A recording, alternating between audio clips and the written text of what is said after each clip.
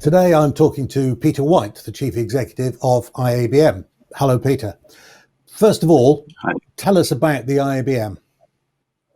Okay, well, the IBM was established back in, I think, 1976. It was then it was set up really as a kind of pressure group for exhibitors to put some opinions towards some of the shows around, notably IBC. Of course, at that time, IBC was, competing with another show, and there was kind of consolidation. So it started like that, but over the years, it's become more and more focused on the business issues for particularly for the supply side of the industry, representing now over 600 members globally, and it's very much known now for its business intelligence, its kind of knowledge and networking. And yes, shows are still very important to it, but it's only part of the mix now. So you haven't been established coming up towards 50 years now. Gosh, doesn't time fly? I remember being on the management committee in the early days, which makes me very old too. You're quite right that one of the most valuable services you provide now is your research. So can you give us an idea of the size of the industry? I know this is something you regularly evaluate. Yeah, it's still around about $50 billion. But obviously the mix of that's changed dramatically over the last few years. And, all the well-known trends from hardware to software and virtualization. But the number is still around 50 billion as it currently was back in 2019 before, obviously, the pandemic hit us. 50 billion, that's actually a big number, isn't it? Although to put it in context, Apple, for instance, spends 16 or 17 billion on R&D. So compared to the IT industry, it's small, but 50 billion is quite a substantial sum. Yeah, so I mean, it obviously depends how you measure it these days with all these sort of external technology organizations coming into the market, but it's a reasonably good solid number, and kind of seems to be representative of what is really a niche market. But yes, it's a good size number. And you say it's been fairly stable up until obviously the current circumstances. Previously, did you see signs of growth or continuing growth? Very quite slow growth. I mean, generally speaking, as I said, the mix has changed, and obviously hardware carriers tends to carry a higher ticket price than software. So although the value remained the same, or kind of said fairly static, the mix had changed. So the growth really was very much in the numbers when you drill down, and you can say, well, okay, some parts of the market are growing, some parts of the market are receding. But yes, it was still a very buoyant and dynamic market as we came into this current problem. And with the shift towards software products, then that 16 billion that Apple is investing in R&D is effectively investing in R&D for our industry too. Yes, indeed, absolutely. I mean, right at the very beginning and right up the very, very front, these new tech businesses or established tech businesses investing that kind of money in R&D can only help our industry going forward. We've sort of skated around it, but I think we've probably got to hit on the topic of the moment, COVID-19. What impact is that having? What are your members telling you? Well, we produced fairly early on a coronavirus impact tracker, which we try to encourage our members and the industry in general to regularly revisit, because, as you know, it's an ever-changing thing. And that tells us at the moment that technology investment will decline this year, has declined and continue to decline around a number around 10%. But that's not even across the industry.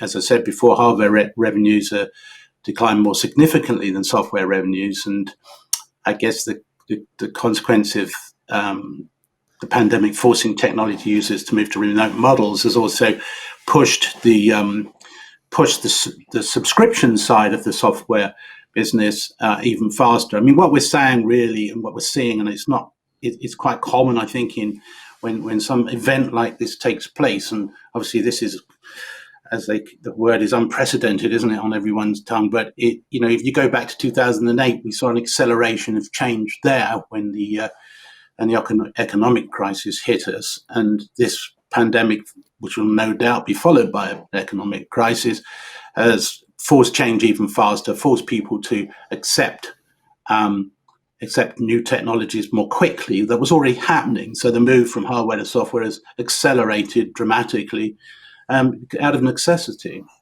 In the content chain side, in the IBM content chain, we kind of map from creation through to consumption. And the Connect infrastructure is the only growing segment overall, as investment is focused on obviously enabling the remote working models.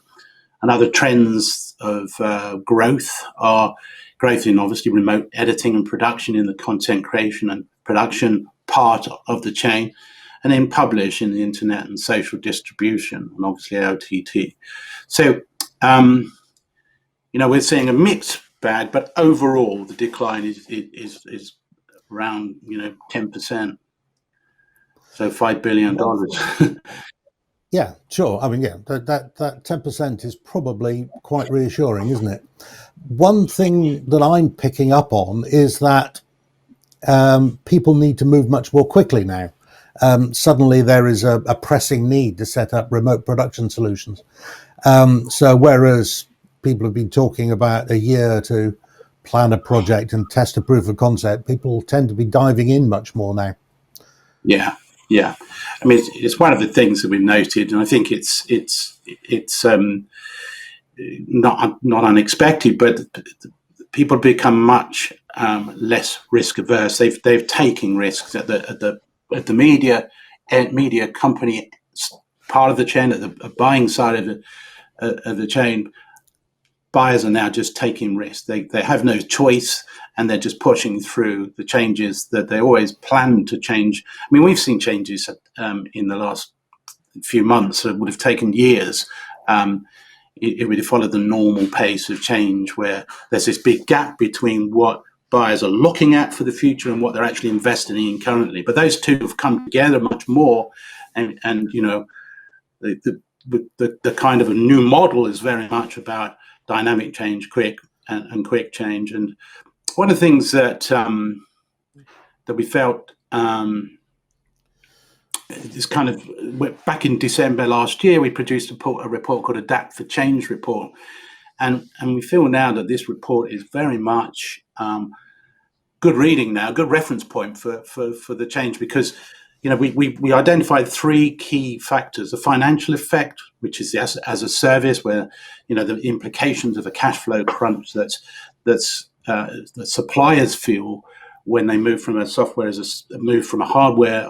fixed cost model or a hardware model to a software as a service model. Suddenly, the cash flow model is much different, and you've got to rebuild your balance sheet with incoming to more predictable income, but over a longer period, and that can cause the cash flow crunch.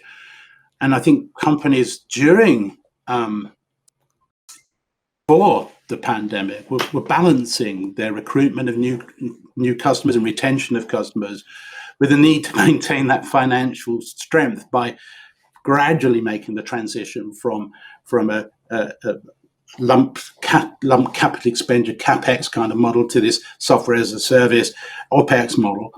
But they have no choice. They were forced now because of the pandemic, forced into a need to change quickly. And of course, that has had that plan of gradual transitions broken down, and customers' acceleration of their transition has made it quite a big shock for suppliers. But they have reason to, the challenge, as we've seen with a number of major companies like Avid and so on, have been very cooperative and very supportive and very dynamic in their support of the media companies. Obviously, it's good business to be like that, but they've had to make that change quickly. I mean, the tech development effect, I think we've seen, which again was adapting for change over time, was already happening. But the idea of of suppliers, coming into with their product portfolio and saying, this is what we've got, what do you think, was already changing. And we're talking about collaborative and being dynamic and responsive to customer feedback.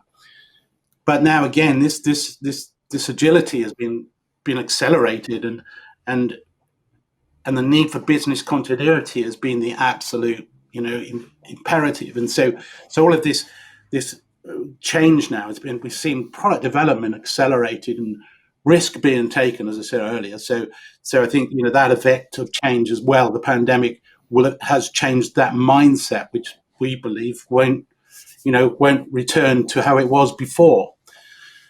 And then there's this whole idea of interacting with buyers and vendors, interacting in a different way. I mean, if you move to a metered payments kind of approach, to a regular interaction with your customer, then you need different tools and different engagement policies, if you like. And I think this is beginning to and will, accelerate now the creation of new roles in terms of new marketing activities, the digital presence, a stronger digital presence. Of course, it's been accelerated this year with the absence of trade shows. So the need to create these virtual platforms, the need to have digital interaction has changed the organization. And again, that won't go back to where it was. So we've seen, I guess 5 years of change in a few months. It's just incredible. That's really interesting, and you brought up the trade show question, which is where we were going next. You said at the beginning that IABM was really founded as a pressure group on behalf of exhibitors. Yes. The new model IBC, 30 years old now, has IABM as one of its stakeholders, one of its owners. Yes. So you're on both sides of the decision around continuation of IBC and this year's IBC in particular. How is that working out? I did feel a bit schizophrenic during the process of all the various discussions that we were having as part of the IBC board. And with my fellow 5 partners, we were having regular board meetings, which obviously now the decision has been made, has slowed down a little bit. But yes, it was a question of balancing our members' needs and our members' need for clarity and transparency around the whole, is it going ahead or not? And obviously you had a spectrum of opinion there with the need for IBC to be, to come through this as unscathed as it possibly could and be there for the future. Because, I think we all agree, generally speaking, that the trade shows are very useful, particularly the large trade shows of the scale of NAB and IBC, where product launches and networking and so on are very key. So yeah, that was a tough time, but I think we made the right decision. I think it was the correct decision. As we can see now, there won't be any kind of travel infrastructure of any note before. IBC would have been going ahead, and really there would be no appetite for internet for states coming outside of Europe, really, and where we kept on re-looking at that. But I think from a it's a right result. I think we just now need to make sure that we take on board both from our members' feedback to IBC and me on the other side of the fence, listening and trying to influence how IBC goes forward, because it does need to think about how it will address this, more mixed approach to engaging with customers going forward. So yeah, it's going to be tough without any kind of trade shows, in my view, probably until the rest of this year. And but we've seen a lot of innovation and change as a result of that. Yeah, and I'm interested in your thinking that this will be a structural change for vendors, that instead of having a sales team and backup engineers who turn up in Las Vegas in April and Amsterdam in September and do their best to convince people that their widget is the best widget. It's going to have to be a much more continuing thing and a much more online digital affair. Yeah, I think so. And I think obviously if there's a spectrum of companies, our industry does follow the Pareto rule. In fact, it's probably more than that. But we do have some big companies, but a long tail of small companies, and the smaller companies tend to rely more on trade shows, and obviously being satellite businesses around the big exhibitors. So for them, a healthy, well attended, and trade show is important to them, and they don't always necessarily have the wherewithal to create the kind of digital interaction, and certainly not the virtual platform like what we're doing today. In terms of that kind of level, not necessarily available. But there are organisations like ourselves and like this today that can provide those alternatives for the smaller business too, but also within their infrastructure of how they engage. They will obviously need to develop more digital nous, if you like, more digital knowledge, and the kind of skills that we'd be looking at would be software skills and obviously cloud architecture and science and analytics would play a big part as well, certainly at the buyer end of the spectrum. Yeah, but so it's a different world. It's going to be a different world, and everyone I've spoken to during this process is quite, almost kind of weird. Is that we're all kind of living in fear of this pandemic, but at the same time, everyone's kind of motivated by the rapid change that it's instilled, and the kind of adrenaline rush that they get for taking that risk and moving forward quickly. So, and they're all quite positive about the future, which I think is obviously good. That's really interesting. I suppose this brings us on to the other big question of the industry, which is consolidation. We are still a huge industry, 1,800 exhibitors at NAB and IBC, and this is another challenge, particularly for the smaller businesses. Yeah, will we see the numbers shrink anytime soon?